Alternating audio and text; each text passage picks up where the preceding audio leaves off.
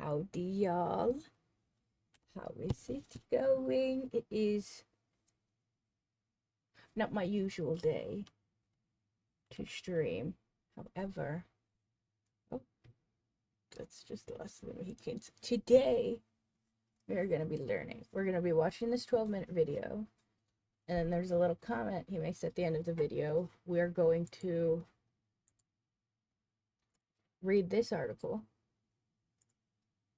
and then also these statements.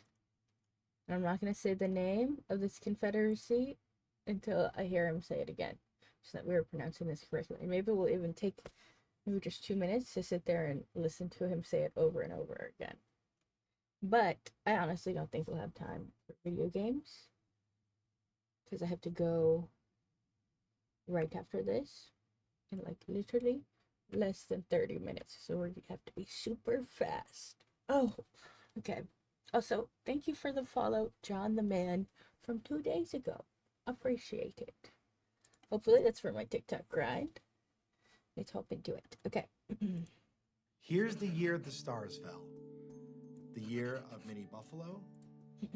The year of whooping cough. The year of measles. The year of an eclipse. The year the white soldiers attacked. A year of peace. A year of war. This is a winter count. It's a record of 71. Oh, I need a block eggplant. Goodbye, eggplant. Okay. My own reactions. Too much. Years of Yankton Eye history. Each picture represents a notable event between first snowfalls. But this is just a snippet of a much larger timeline. Every tribe has one, a history that's deep. Wow. Thinking in our current times, if we did the history between the first snowfall, thinking of the first one this year for like the where I'm at geographically. I'm gonna stop myself.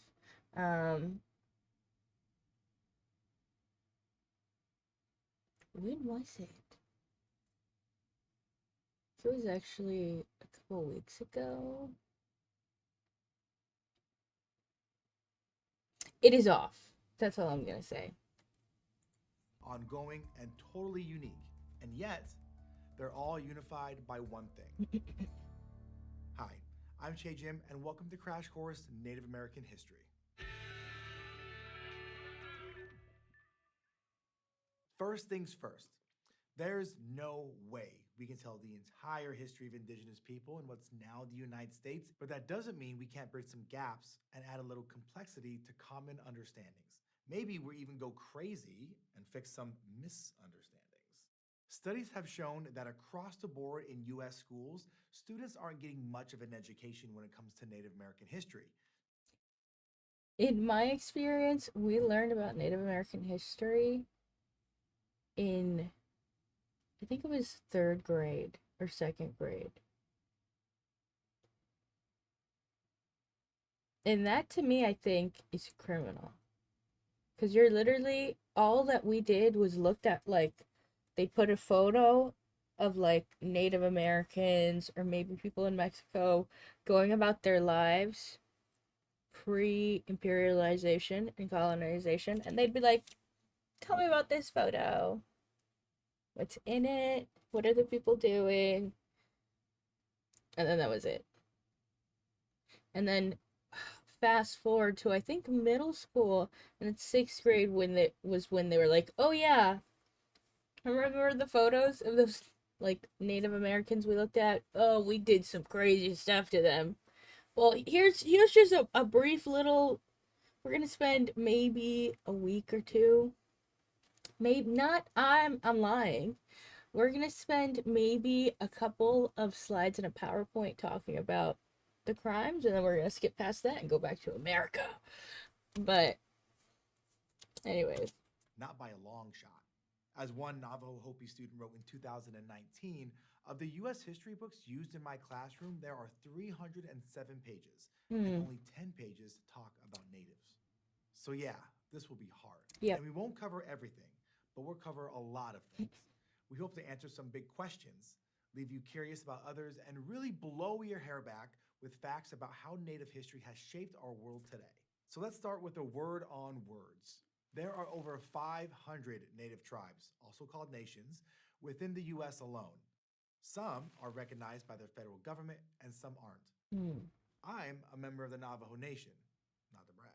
But even that simple statement has layers of nuance. We call ourselves Dene, which means simple statement has layers of nuance.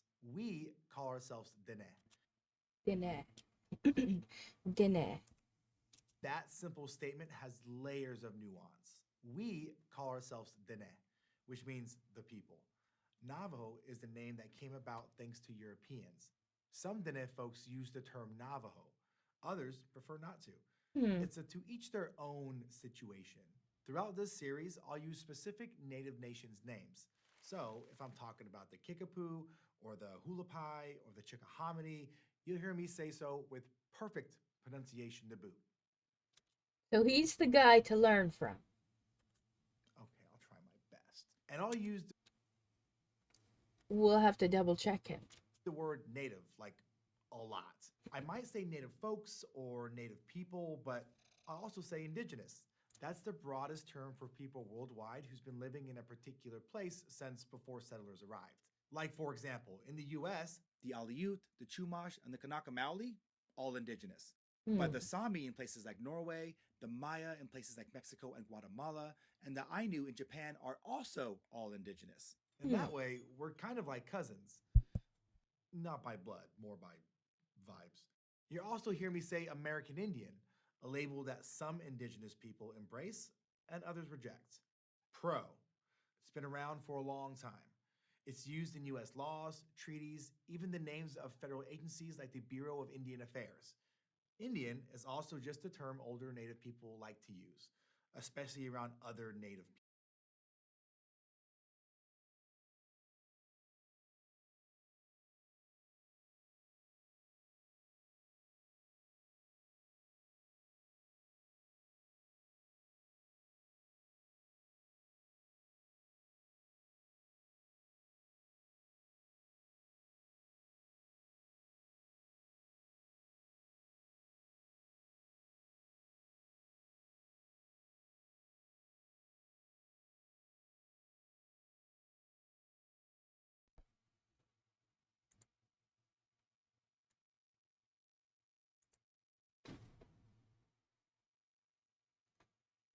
Oop.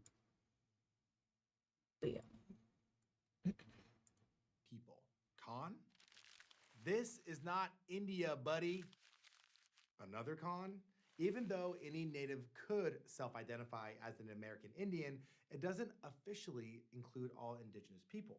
That's because the government only applies the term to members of federally recognized Native nations in the contiguous 48 states, but not Alaskan Natives or Native Hawaiians. We'll talk a lot more about what it means to have federal recognition, as well as the status of Natives in Okay. Alaska and Hawaii I'm a little confused by that. Future eggplant?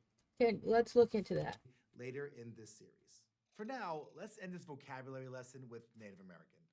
This term came about in the 1960s as an alternative to American Indian. It's gained a lot of ground as a go to option. But Native American has its own issues. Like the Americas are all this business, maybe even this, Oh. possibly this too. No. Now we're getting Really? wild. Of course, Yeah. this term isn't preferred everywhere. In Canada, many Indigenous people prefer to be called First Nations or First Peoples, one of the three categories alongside Inuit and Métis. In Spanish speaking Latin America, many prefer Indigenas.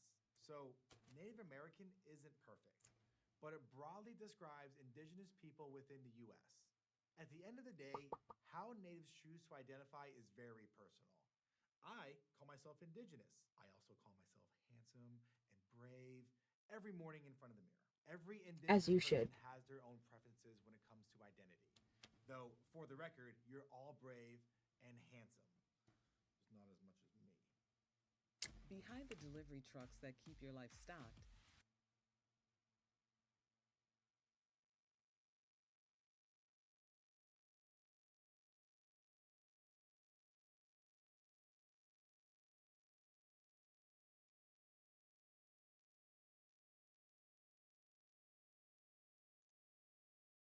There are I muted that for you guys because just because I have to listen to ads doesn't mean you have to. So I suffered through that one for you guys, and that's why I was making that face. As a kid, I would literally switch between 3 different channels or 2 different channels because I hated watching ads. So as soon as commercials came up on one channel, bam, flip to the other one. And that's typically why I'd have 3, because sometimes there would be commercials on both channels, and I was like, I refuse. You can't make me. I simply won't. Anyways.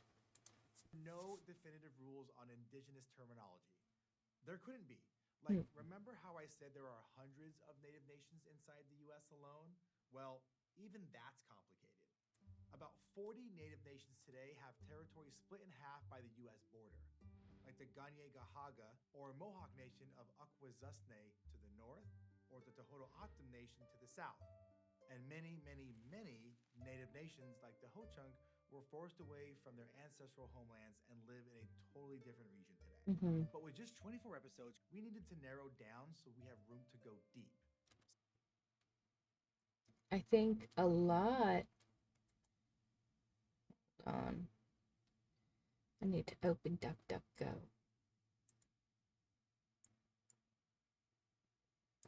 But because you guys can't see everything, I can now check over here and make sure. No, DuckDuckGo!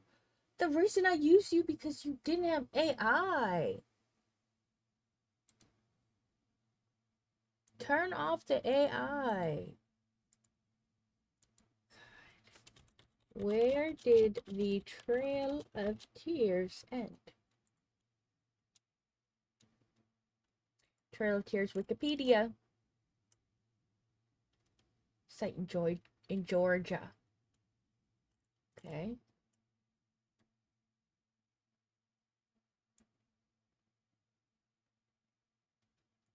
The Trail of Tears was a forced displacement of an ethnic cleansing of about 60,000 Native Americans of the 5 civilized tribes, including their black slaves, between 1830 and 1850 by the United States government.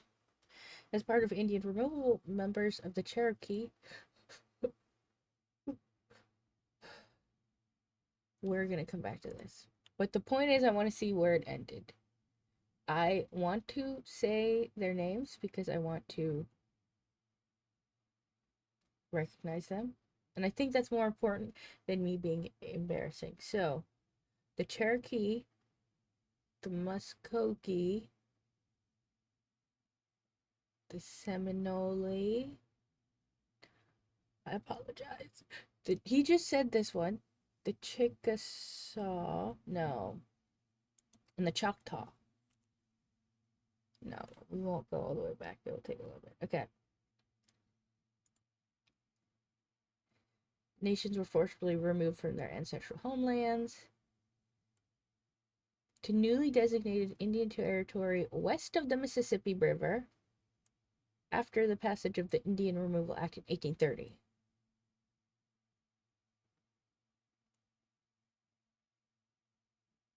Brought on by the discovery of gold near Dahlonega, Georgia in 1828, resulting in the Georgia Gold Rush. Oh, wow. You know what? I was never taught that in school. I remember learning about the Trail of Tears. I did not know that it was because of gold. Well, isn't that interesting, the United States government? The relocated people suffered from exposure, disease, and starvation while on en route to their newly designated Indian Reserve. Thousands died from disease before reaching their destinations or shortly after. A variety of scholars have classified the Trail of Tears as an example of the genocide of Native Americans. Others categorize it as ethnic cleansing. Just take a moment of silence. R.I.P. to, may everybody rest in peace, all of the lost souls from this genocide.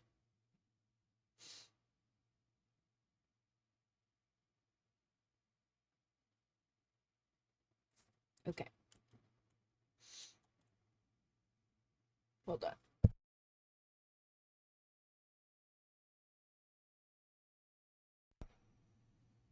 I like sneezed, but I didn't sneeze.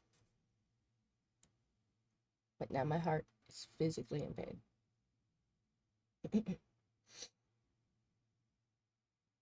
And I see little white things in my vision. Yeah, oh.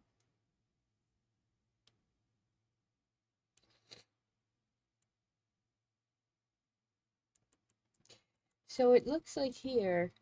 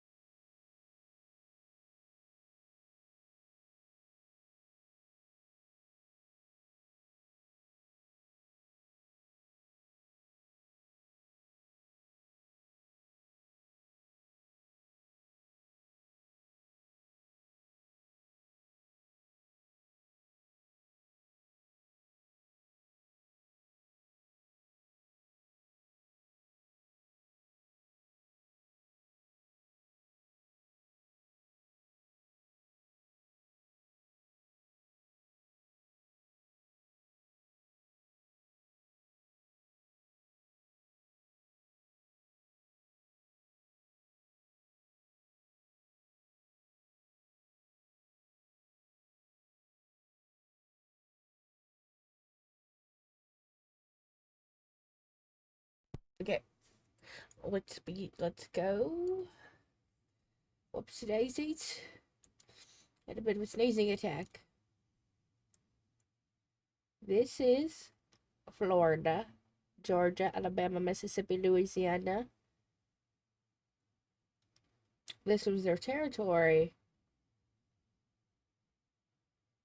And they sent them this way.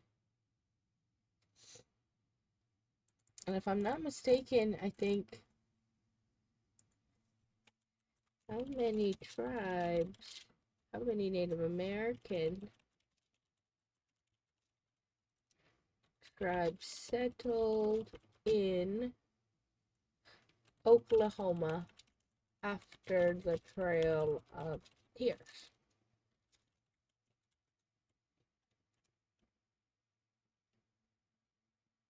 Okay, here we go.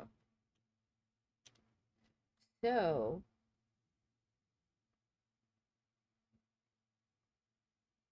they purchased new lands in present-day Oklahoma, but some relocated further north. The 5 tribes.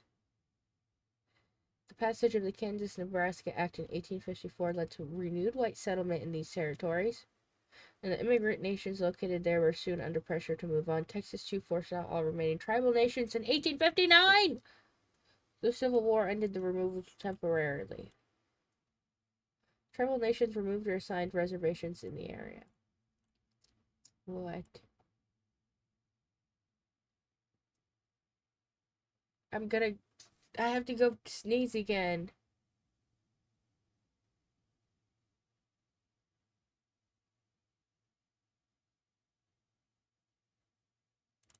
This is so messed up. This is so. I'm gonna go sneeze and maybe cry a little bit. So you're telling me, did we lose that? We haven't even read these, which we need to read. Okay. I'm getting a little sidetracked, but this is good. I'm learning. It's good to ask questions and clarify if you don't understand something.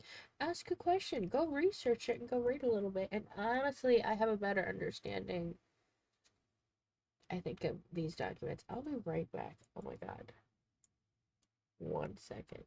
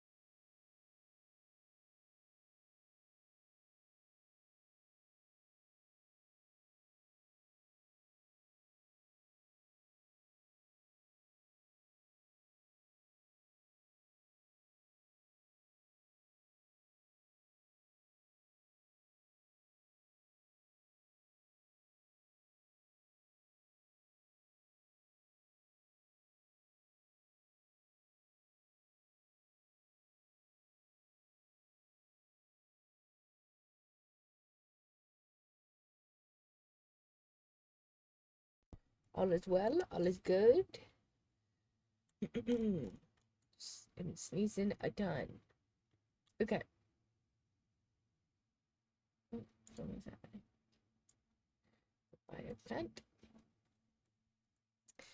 What were we doing? This. But with just 24 episodes, I would like to at least finish this video, and I have 10 minutes. Let's go. we needed to narrow down so we have room to go deep. So that's why we'll be focusing mainly on the history of Native peoples in the United States, and that's why we're calling this series Native American History. I fought for the name A Brave and Handsome History of Native America, but I was not successful. Which brings me to the paradox at the heart of Native American history. On the one hand, there are tons of Native nations with their own unique histories, their own timelines.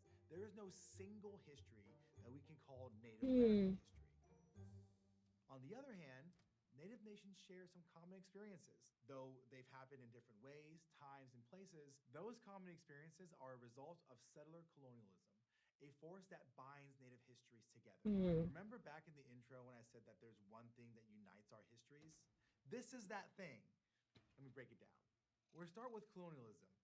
That's where one nation exerts control over another nation and its resources without becoming part of that nation themselves. For example, colonialism describes what happened when the British took over Nigeria in the 19th century, ruling indirectly through local leaders and getting rich off palm oil. Nigerians still live there, but their lives were never the same. The settler part takes this a step beyond. The goal of settler colonialism is to remove and erase the people already living in a place so so that a new group can move in instead. And this isn't just Oh describing my a single god, you know what? Those always confused me. I always got those confused. Now I understand. So it's like, what is colonialism and settler? That makes so much. Okay. historical event or person. But yes, talking about you. Mm. Settler colonialism describes a system, and the history of the whole United States was shaped by this system. It's the underlying logic behind centuries of wars, treaties, policies, and laws that affect Native people's lives to this day. That system is part of the reason why basically any question that seems to be simple is going to be complicated. Like, take this one. How many Native Americans are there? Well, before settlers arrived in North America, nobody here called themselves Indian or a Native American. These categories didn't exist. We were kind of just living our lives. But in Mm. the 19th century, the federal government created a new single Native identity, lumping all Native people together as a single race. Hmm. Suddenly, in the words of High School Musical's Troy Bolton, we were all in this together. The government created records of tribal members and assigned each person a blood quantum, or perceived fraction of Indian blood. Freaky sounding term, right? The idea was that over time, children born to Native families would have lower and lower blood quantums. Thinking of Indian blood as something that could be diluted down to zero over Mm. generations served the goal of eliminating Native people.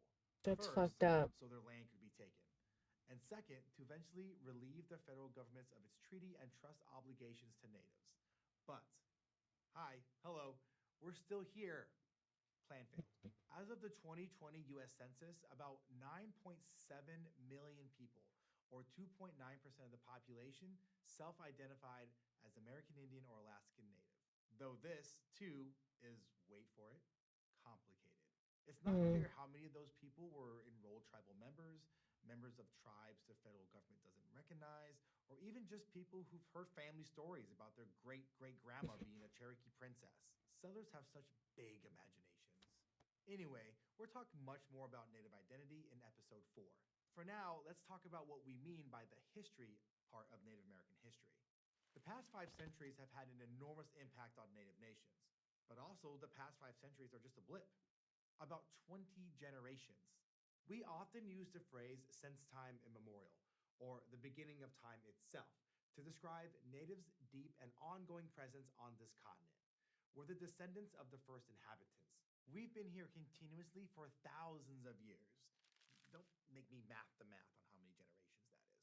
But when Native American history does get told, it's usually in a way that begins in 1492 and ends in the late 1800s, Mm. which might give you the impression that history didn't really begin until Europeans showed up, or that what happened before is unknowable, or that Native Americans were mere extras in an A-list drama of the United States, and we mysteriously vanished by the 20th century, only a brief blurb on the nation's IMDb page. But nah, none of those things are true.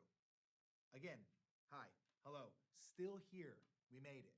The past before European contact is not unknowable. Native people's oral traditions hold knowledge of the past. Like, for generations, the Klamath people have passed down a story about a long ago volcano that erupted and filled with water, becoming what's now Crater Lake. And this memory of an ancient eruption, it happened 7,600 years ago. That was about 1,500 years before anyone even started building Stonehenge. Our ancestors were very skilled at gossip, even gossip about volcanoes. There is something so important and valuable about talking, and also something about like our folklore and our folk tales. Like, yes, typically they're supposed to be like you're supposed to be learning something, like Aesop's fables. There's supposed to be a lesson to be learned.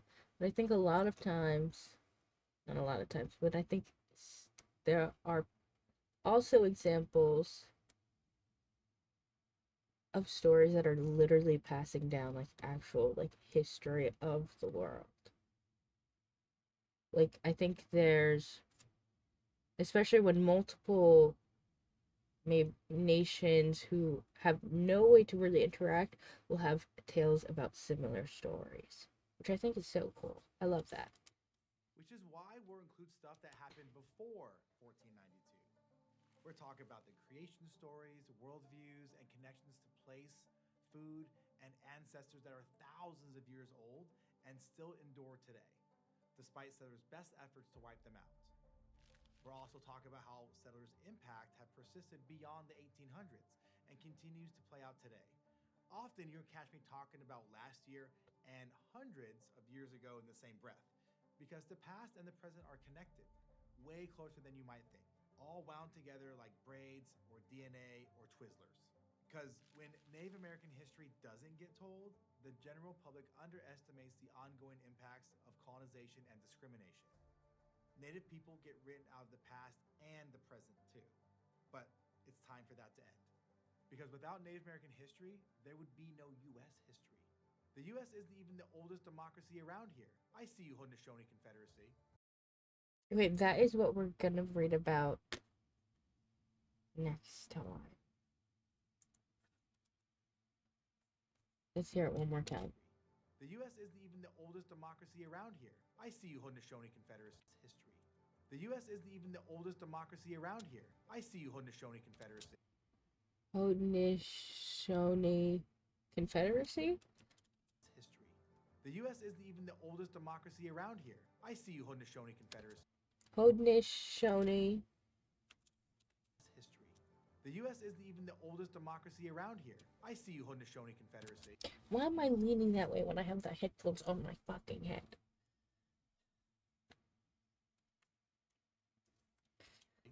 Native American history is the oldest democracy around American history. I see you, Haudenosaunee Confederacy.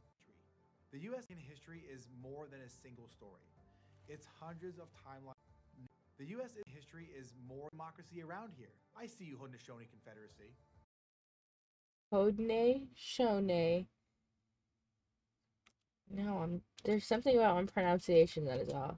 The U.S. isn't even the oldest democracy around here. I see you, Haudenosaunee Confederacy. Haudenosaunee. I'm gonna have to practice that one on my own time. Anyways, these are the articles I wanted to read. I kind of skimmed through some of them. I will say, because I did read this one and a little bit of this one. I think it's interesting that this one, which is by history.com, they both have a quote about Ben Franklin and about how they took inspiration from the Native Americans when writing the U.S. Constitution. He says here, it would be a very strange thing. There's like a direct quote, I think in one of his letters. In a 1751 letter from Benjamin Franklin describing the need for the 13 colonies to form a voluntary union similar to that of the Iroquois Confederacy. It would be a very strange thing if 6 nations of ignorant savages should be capable of forming a scheme for such a union and be able to execute it in such a manner as that it has subsisted ages and appears indissoluble.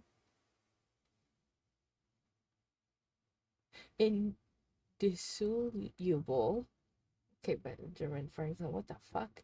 And yet that a like union should be impracticable for 10 or a dozen English colonies, to whom it is more necessary and must be more advantageous, and who cannot be supposed to want an equal understanding of their interest. So in this one, it fully quotes him saying, 6 nations of ignorant savages. If they can do it, why the fuck can't we? And then we go over here to the Library of Congress, one of the blogs, Law Librarians of Congress, and you come down here, and they also quoted Benjamin Franklin.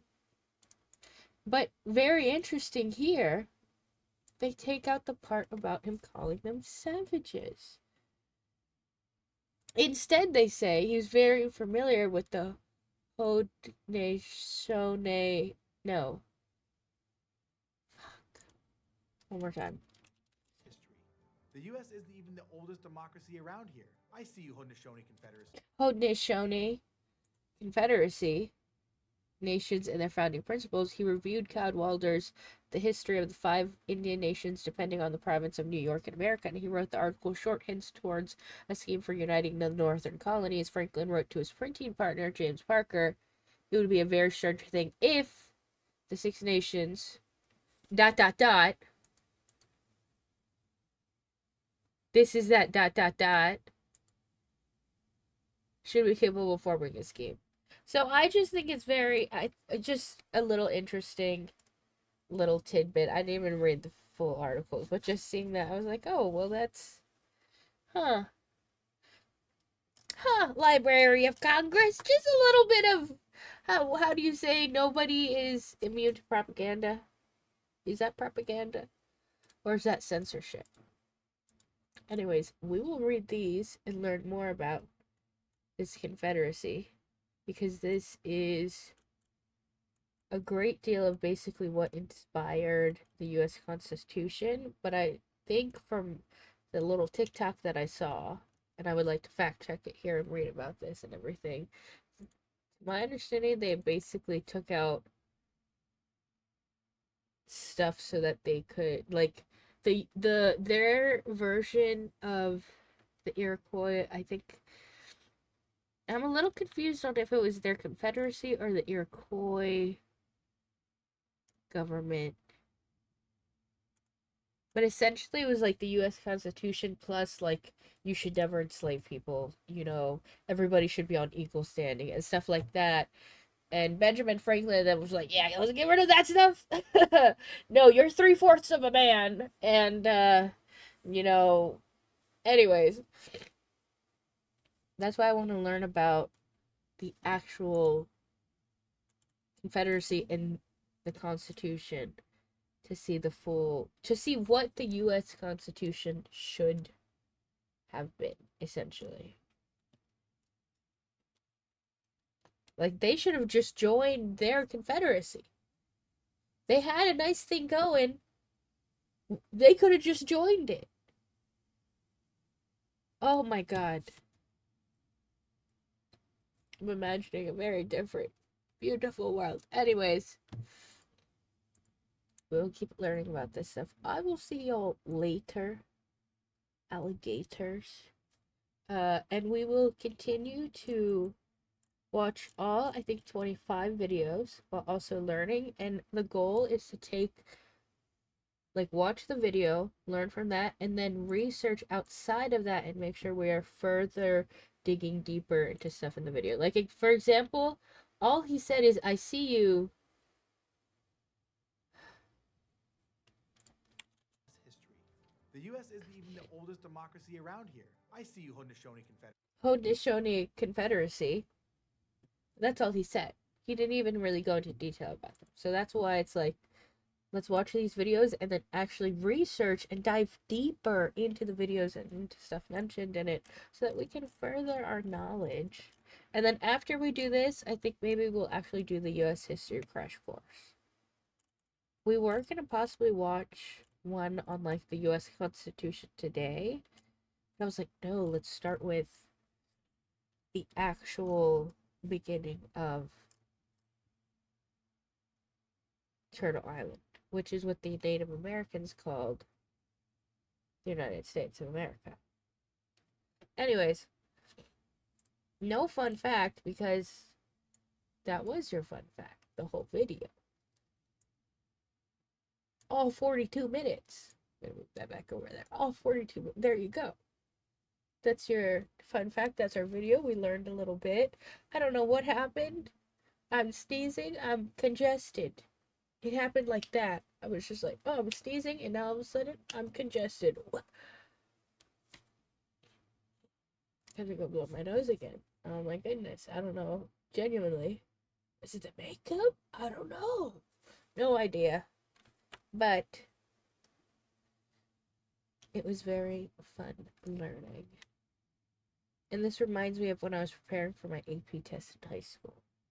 You just watch the video and then you research and learn more on the video. And then you can also read the comments.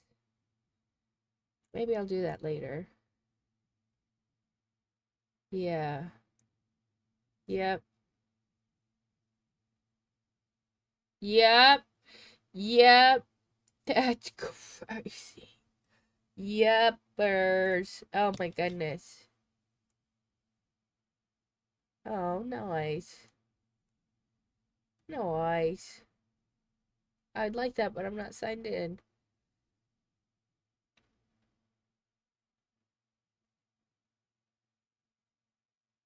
Yep. Yeah. Okay, nice. Oh, okay.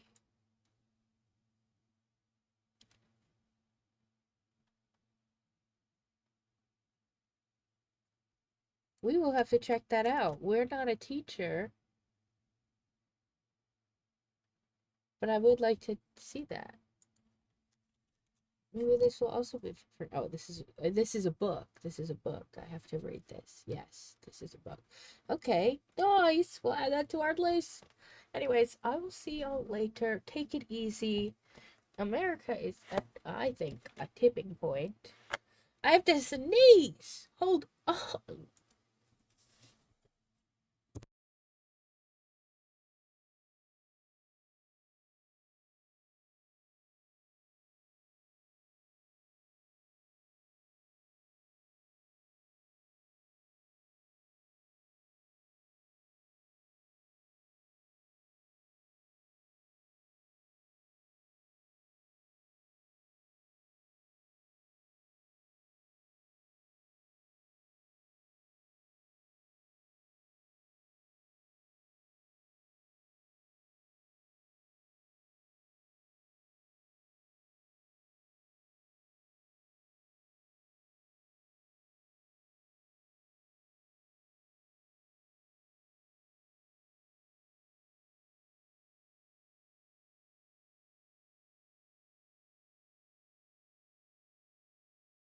Okay, and then this is actually why I didn't play video games today. And I was like, I literally can't just play my video games. I take back what I said. I can't just keep playing my little video games and pretending everything's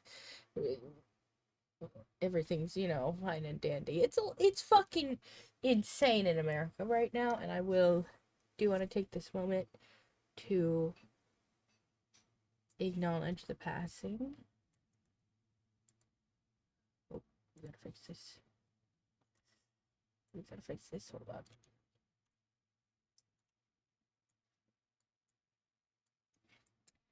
Of Renee Nicole Good and Keith Porter.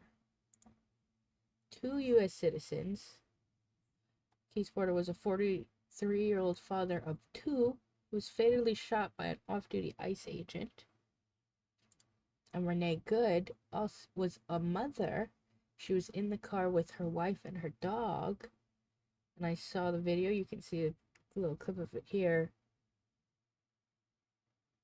There was no point in either of these people dying. I would like to take a moment to share my grievances, not my grievances, oh my god, I'm blanking on the word, and this is a very serious time.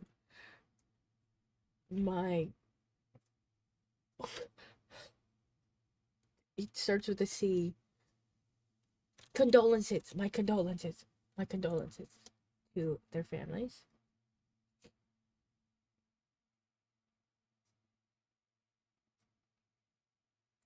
My condolences to also the two other, because there have been 4 people killed by ICE this year. This just felt like we are in a particularly crazy time, both in America and outside of America. We also just, not we, not we, I don't want to say we, but Donald Trump kidnapped the president of Venezuela. So I do foresee everything coming to a head. Not foresee, hope to see some justice brought to light so that the victims and their families can rest, along with a lot of change. And that is why I think it's important to take this time to learn about history, especially this Confederacy, to see what can America be. Like, we live in such a different time. I think the US Constitution, I think our current government has failed us. The two-party system failed us. Our Congress, our Supreme Court, failed us. Whoops-a-daisies. So what can we do in the future, in the next couple years to change things for the better, to change things so that everybody may live in the wonderful, great, amazing America we claim to be. So that we can also maybe become that and become a greater light in the world instead of the center of so much evil. So, oddly deep, very, very deep stream today. But that's the world we live in. I will see y'all later. Maybe we'll do the reverse. Maybe we'll just do like stuff like this on stream and then I'll video game in my like off time and then we'll watch the video gaming on the breaks. Then it will be much more of a treat. Then it's like, oh, I go on my 20-minute break. Oh, here's some video games. And then we come back and then we dig back into the deep stuff. So, I will see y'all later. Take it easy. I still stay hopeful, stay positive, stay kind to one another, and we will make it through this, most importantly. Get outside, look at some trees, go look at some birds, go give your pets a pet. But just remember, things will get better. So, take it easy. Take a moment to remember the indigenous people all around the world. Pay some respect to them. And as always, tomorrow is promised to no one. So enjoy today. Bye. Adios.